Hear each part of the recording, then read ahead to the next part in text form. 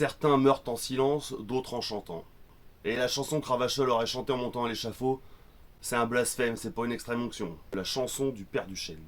Alors c'est qui le Père Duchêne? Le Père Duchêne, c'est un gros bonhomme qui fume, qui boit et qui dit foutre à chaque fois qu'il va dire ce qu'il pense.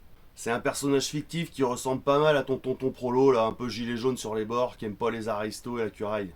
On commence à entendre parler de lui un peu avant la Révolution française, et il donne son nom à plusieurs journaux. Son style bien provoque, bien vulgaire, et puis surtout bien fleuri d'une bonne grosse flopée de jurons. En 1793, on commence à chanter ses exploits. Le réveil du Père Duchêne. Ça marche bien, ça motive le populo, ça parle des héros de la Révolution et ça appelle à défoncer les contre-révolutionnaires. Faut dire que c'est déjà une chanson qui appelle à s'abolir des rois, de plus faire la guerre pour eux et puis s'abolir des frontières aussi quoi.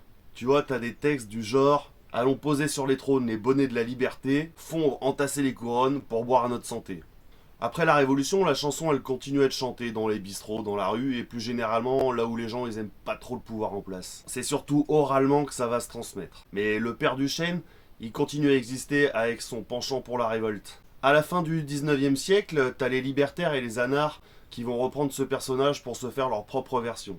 Celle qu'on appelle la chanson du Père Duchêne, elle sort en 1892 au début à peu près, de un ou plusieurs auteurs anonymes. Là, on est clairement plus anard avec des textes du genre si tu veux vivre heureux, nom de Dieu, pends ton propriétaire, coupe les curés en deux, fous les églises par terre. C'est cette version qui a été reprise entre autres par les Quatre Barbus, Marco Géret, René Binamé. Et c'est donc cette chanson que Ravachol aurait chantée en montant à l'échafaud le 11 juillet 1892.